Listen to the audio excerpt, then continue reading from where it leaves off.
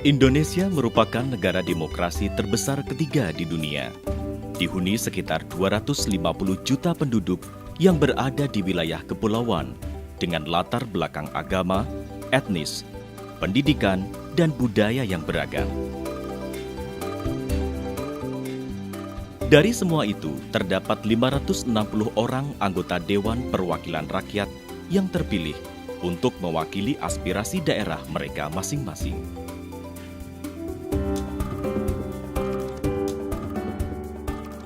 Tentu tidak mudah menjalankan fungsi representasi yang menjadi tonggak demokrasi berkualitas. Anggota DPR dituntut menjadi kuat, aspiratif, responsif, dan akomodatif terhadap kebutuhan dan permasalahan rakyat yang banyak dan beragam.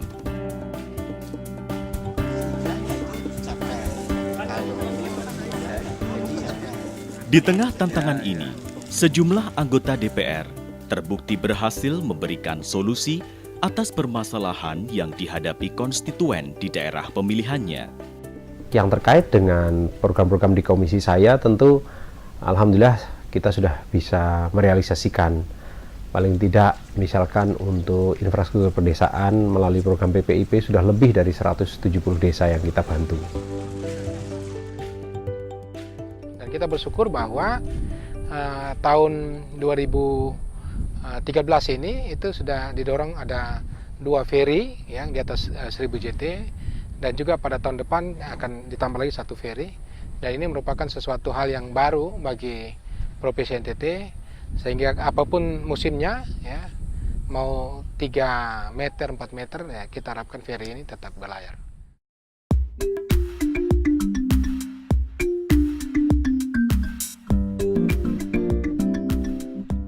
Bagaimana semua keberhasilan itu dapat dicapai? Yang pertama, ya mencoba untuk mengatur agenda jadwal kita. Yang kedua, mengumpulkan berkaitan isu-isu yang nantinya kita akan diskusikan bersama dengan masyarakat. Yang ketiga, memfasilitasi kegiatan-kegiatan kita di lapangan, ya, menjembatani, mengkoordinasikan baik dengan masyarakat, baik dengan pemerintah daerah, maupun dengan semua komponen yang nanti kita akan ketemu.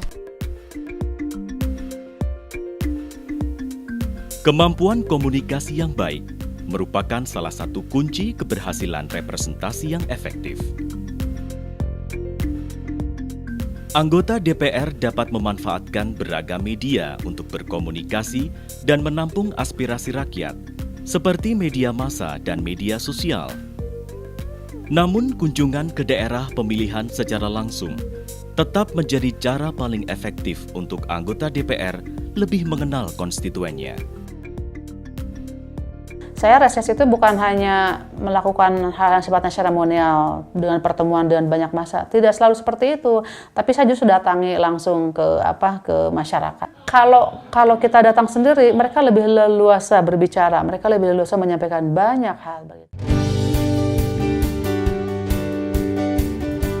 Hampir tiap minggu saya turun karena nggak mungkin kalau mengandalkan riset saja ya. Dan hampir 2 minggu sekali lah saya turun, bisa dipastikan itu. Dan kerja-kerja komunikasi politik itu nggak bisa hanya mengikuti jadwal yang formal, tapi sesuai kebutuhan, responsif. Mbak, ini ada kasus ini, bisa turun nggak? Ya gitu, saya harus turun.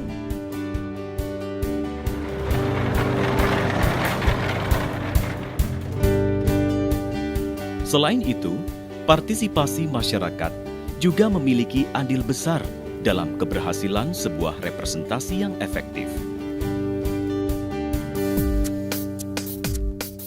Pada saat kunjungan anggota DPR ke daerah pemilihannya, masyarakat dapat menyampaikan aspirasi mengenai isu yang menjadi perhatian mereka. Dan ini alhamdulillah kokoh ya, bagus ya. Kokoh, ini 5 tahun saya jamin masih kuat, Mas. Agar aspirasi lebih mudah dipahami oleh anggota DPR, masyarakat sebaiknya menyiapkan data dan informasi yang akurat. Untuk itu, masyarakat dapat bekerja sama dengan universitas, organisasi masyarakat, atau media yang ada di daerahnya. Peran kita sebetulnya lebih banyak bagaimana memfasilitasi, bagaimana membuat komunitas itu ngerti, konstituen itu mengerti bahwa anggota dewan adalah wakil mereka.